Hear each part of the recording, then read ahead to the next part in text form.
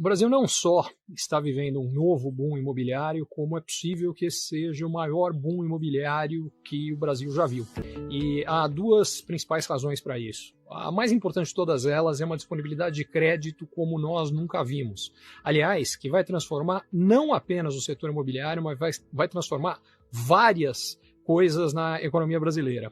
O que acontece é que quando a taxa básica de juros caiu abaixo da inflação, muito próxima de zero, os bancos perderam a oportunidade de ter uma rentabilidade decente simplesmente comprando títulos públicos com rentabilidade pós-fixada.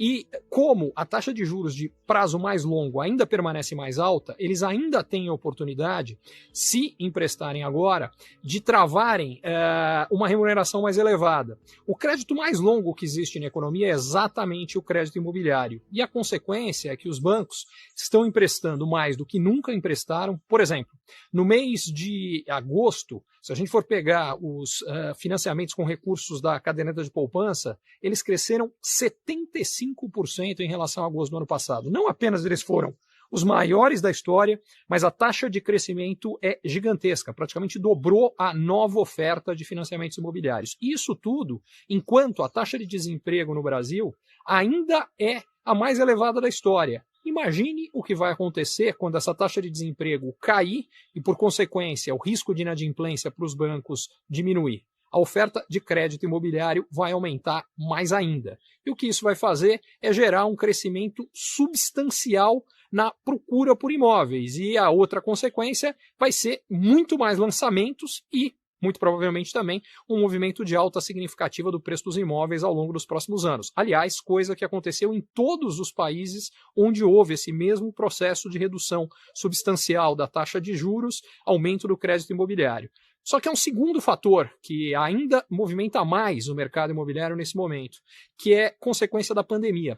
A pandemia fez as pessoas ficarem em casa por muito tempo, por vários meses, e, por consequência, adquirirem novos hábitos, questionarem as suas prioridades e, em muitos casos, mudarem as suas preferências de onde elas querem morar, como elas querem trabalhar, quais são as características de imóveis que vão estar melhor associados a isso. Então, para citar alguns exemplos de como isso mexe com o mercado imobiliário.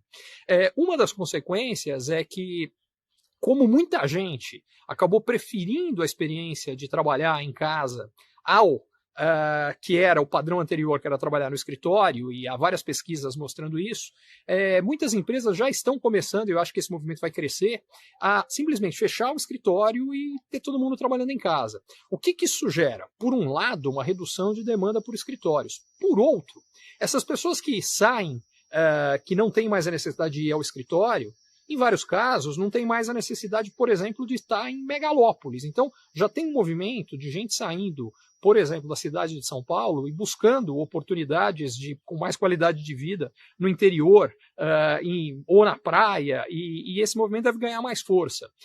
Mesmo dentro da cidade de São Paulo tem uma mudança, porque quem fica, e que talvez ao invés de ir ao escritório 5 vezes por semana vá 2 ou 3, talvez esse sujeito opte em falar, olha, em vez de eu estar num imóvel menor, muito próximo ao centro, já que o trânsito de São Paulo era um inferno, se eu vou 2 ou 3 vezes, e se todo mundo ou muita gente está fazendo isso e o trânsito vai melhorar, e além disso eu vou ir menos vezes, será que não faz sentido talvez estar em locais mais distantes, mas com espaço maior?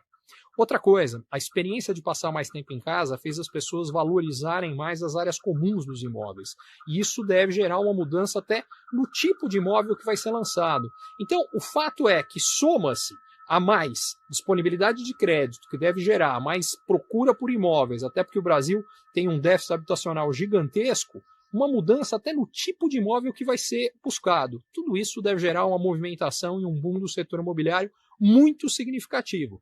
A menos que o Brasil passe por uma crise fiscal, e aí tem uma queda de confiança e no meio do caminho esse processo seja abortado, ou que haja uma grande crise internacional. Se isso não acontecer, a chance que o Brasil viva o maior boom imobiliário que ele já viu na história é muito grande, porque foi exatamente o que aconteceu em todos os outros países que viram taxas de juros que antes eram muito elevadas caírem para patamares muito próximos de zero. Aliás, o Brasil está chegando atrasado nesse processo. Esse mesmo processo já aconteceu na Europa, no Japão, há algumas décadas, nos Estados Unidos, fundamentalmente na última década, e mesmo na América Latina, em vários países latino-americanos, isso já tinha acontecido, e agora, por conta da pandemia e da crise econômica que ela causou, isso é realidade também no Brasil.